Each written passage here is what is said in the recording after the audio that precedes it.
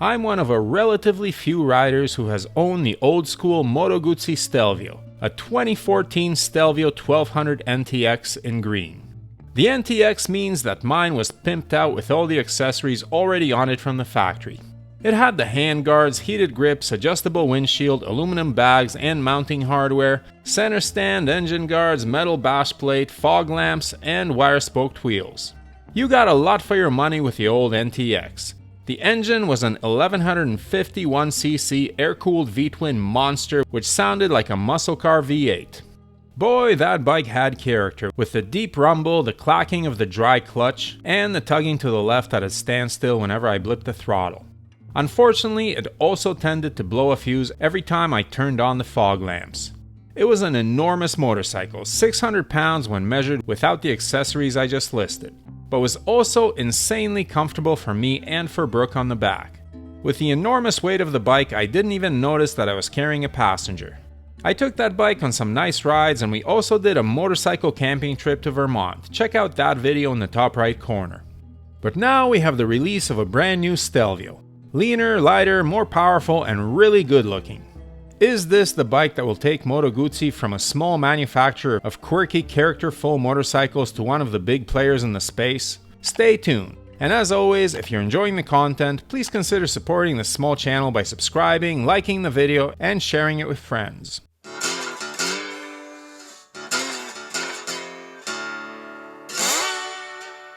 Much like Harley-Davidson, Moto Guzzi is a heritage brand. In fact, it has been called the Italian Harley.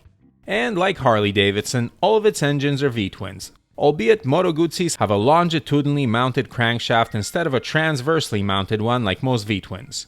And until this engine came along, all Moto Guzzis were air-cooled.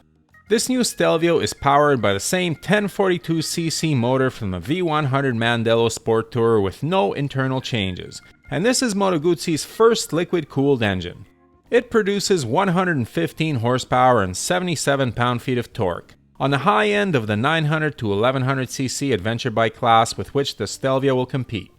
The engine is connected to the rear wheel via the adventure touring rider's perfect final drive, shaft, and let me tell you, it's worth it. I've had two shaft-driven bikes, my old Suzuki Intruder 1400 Cruiser and the Stelvio 1200, and never worrying about chain maintenance is pretty cool, especially on longer multi-day trips. That's one of the reasons why BMW's big GS bikes are so popular. Riding to the Arctic Circle and back on wet, mucky gravel roads and never having to clean your chain is a luxury usually reserved for the riders of bigger 12 to 1300cc ADV bikes like the GS, Triumph Tiger 1200, and the Yamaha Super Tenere. The new Stelvio is one of only two smaller adventure motorcycles with shaft drive, the other also being a Moto Guzzi, the air-cooled V85 TT. The drawback to shaft drive is higher weight, and that is certainly evident with this bike. The Stelvio weighs 542 pounds wet, 60 pounds less than the old one, but still considerably more than the competing motorcycles like the Africa Twin or Multistrada 950. And despite the fact that it has shaft drive and 1300cc, the new BMW R1300 GS still weighs 13 pounds less than the Stelvio, which begs the question if this bike counts as being in a smaller class at all.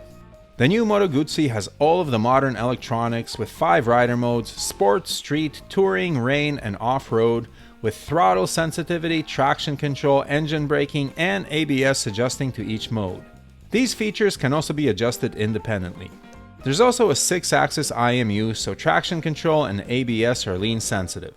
The dash is a colored TFT, and the Stelvio will come with optional radar, possibly for adaptive cruise control as well as blind spot detection. Moto Guzzi is still keeping the full details under wraps until the EICMA motorcycle show. Now, there are more off-road oriented adventure motorcycles like my Yamaha Tenere 700, which are meant for more serious off-roading, characterized by 21 and 18-inch wheel combos and longer travel suspension. And then there are the more pavement-oriented ADV bikes, which are basically positioned as the modern-day sport tourers with some gravel and off-road capability. These have 19 and 17-inch wheel combos and shorter travel suspensions, good for absorbing bumps on rough roads, but not meant for chomping your way through the woods. The new Stelvio, like the old Stelvio, is the latter. The wheels are 19 and 17 inches, though they are stylishly wire-spoked. The tires are very pavement-oriented, and the suspension travel is 170mm or 6.7 inches front and back. Both sides are adjustable for spring preload and rebound damping, but no compression damping.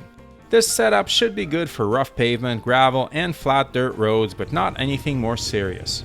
One of the standout features of my old Stelvio was its comfort, with a wide seat and massive wind protection. This new bike is smaller, and the seat, which measures 32.7 inches from the ground, is narrower but still looks plenty comfy. Another comfort item is the electrically adjustable windshield. I think every touring bike should have an adjustable windshield, electric or not, and the new Stelvio's windscreen looks like it provides very comprehensive protection.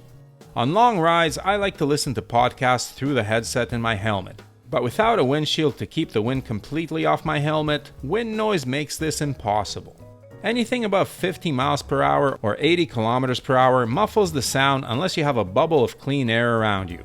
Finally, we get to something at which Italian designers excel above anyone else: looks. And here the Stelvio does not disappoint.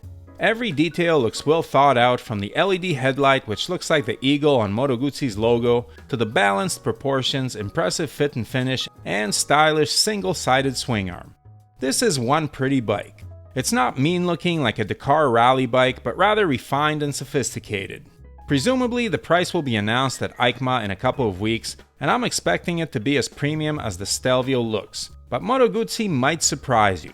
Their bikes have always been pretty reasonable when compared to other Euro premium brands, and shockingly, in Canada, the Mandello costs under 18,000 Canadian dollars and only 500 more than in the US.